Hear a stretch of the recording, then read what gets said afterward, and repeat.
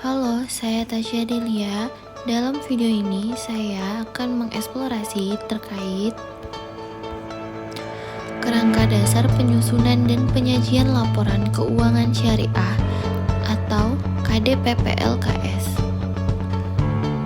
yang dimana saya akan mencoba membagikan hasil yang sudah saya rangkum guna memenuhi tugas mata kuliah akuntansi syariah yang diampu oleh Ibu Novika Indriati. KDPP-LKS atau singkatan Kerangka Dasar Pelaporan Pelaksanaan Laporan Keuangan Syariah, yang merupakan kerangka dasar yang digunakan untuk melaporkan pelaksanaan laporan keuangan syariah di Indonesia, yang dimana merujuk pada prinsip-prinsip dan pedoman yang digunakan untuk menyusun laporan keuangan yang sesuai dengan prinsip-prinsip syariah Islam. KDPP-LKS diterbitkan oleh Ikatan Akuntan Indonesia, bertujuan untuk memberikan pedoman bagi perusahaan yang bergerak di bidang keuangan syariah dalam menyusun laporan keuangan yang sesuai dengan prinsip-prinsip syariah, mencakup beberapa aspek antara lain definisi dan ruang lingkup laporan keuangan syariah, prinsip-prinsip akuntansi syariah, pengakuan dan pengukuran transaksi keuangan syariah, pelaporan keuangan syariah, dan pengungkapan informasi keuangan syariah. Prinsip dasar akuntansi syariah. Yang pertama, prinsip keadilan. Akuntansi syariah harus memastikan bahwa transaksi keuangan yang dilakukan oleh perusahaan syariah adil dan tidak merugikan pihak lain. Yang kedua, prinsip transparansi.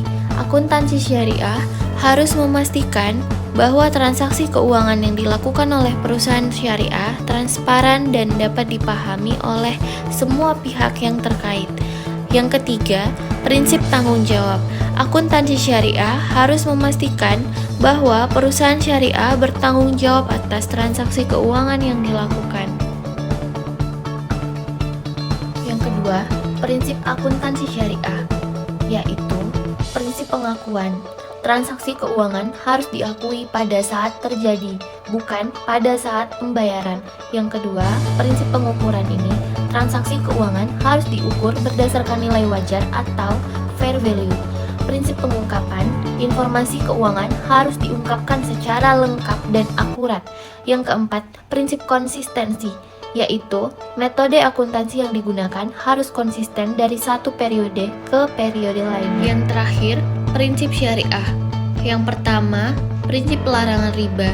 Perusahaan syariah tidak boleh melakukan transaksi yang melibatkan riba atau bunga. Yang kedua, prinsip larangan gharar. Perusahaan syariah tidak boleh melakukan transaksi yang melibatkan gharar atau ketidakpastian. Yang ketiga, prinsip larangan maisir. Perusahaan syariah tidak boleh melakukan transaksi yang melibatkan maisir atau yang disebut juga perjudian. Pengakuan dan pengukuran KDPP-LKS. Pengakuan. Prinsip pengakuan, transaksi harus diakui pada saat terjadinya, bukan pada saat pembayaran. Yang kedua, kriteria pengakuan itu, transaksi harus memenuhi kriteria pengakuan, yaitu ada bukti yang cukup bahwa transaksi telah terjadi. Lalu, untuk pengukuran, ada 4.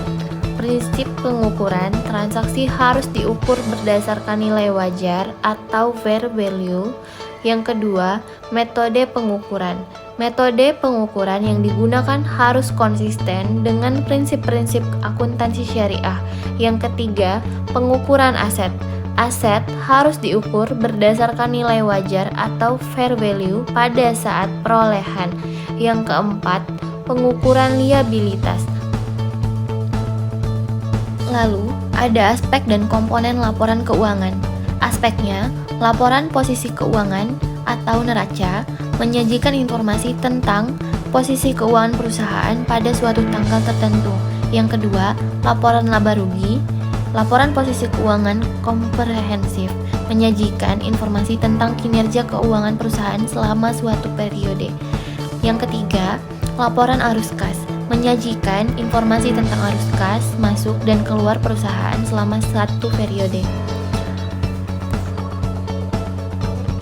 Berikut adalah perbedaan dan persamaan antara KDP-PLKS atau Kerangka Dasar Pelaporan Pelaksanaan Laporan Keuangan Syariah dan KDP-PLK atau Kerangka Dasar Pelaporan Keuangan.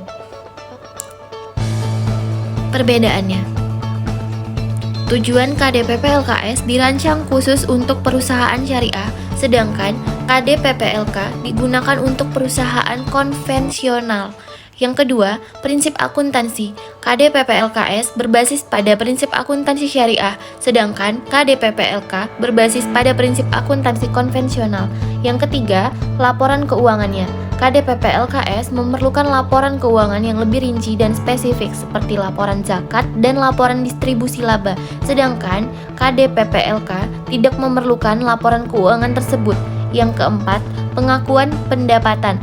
KDP-PLKS memerlukan pengakuan pendapatan yang lebih ketat, seperti pengakuan pendapatan dari transaksi syariah, sedangkan untuk KDP-PLK tidak memerlukan pengakuan pendapatan tersebut.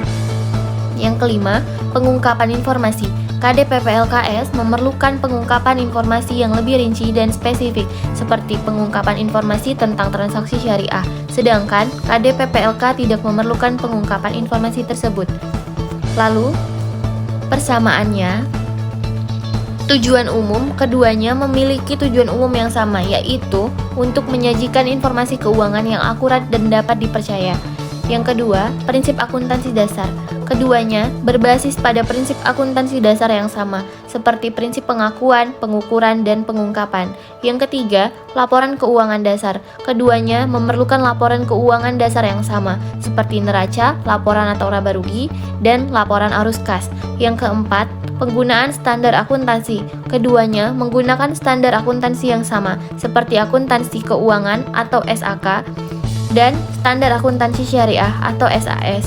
Yang kelima, tujuan pengawasan. Keduanya memiliki tujuan yang sama untuk memastikan bahwa perusahaan melaporkan informasi keuangan yang akurat dan dapat dipercaya.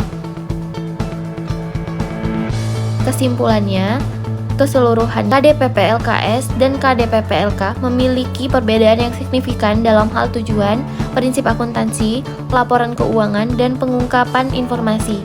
Namun, juga memiliki persamaan dalam hal tujuan umum, prinsip akuntansi dasar, laporan keuangan dasar, penggunaan standar akuntansi, dan tujuan pengawasan.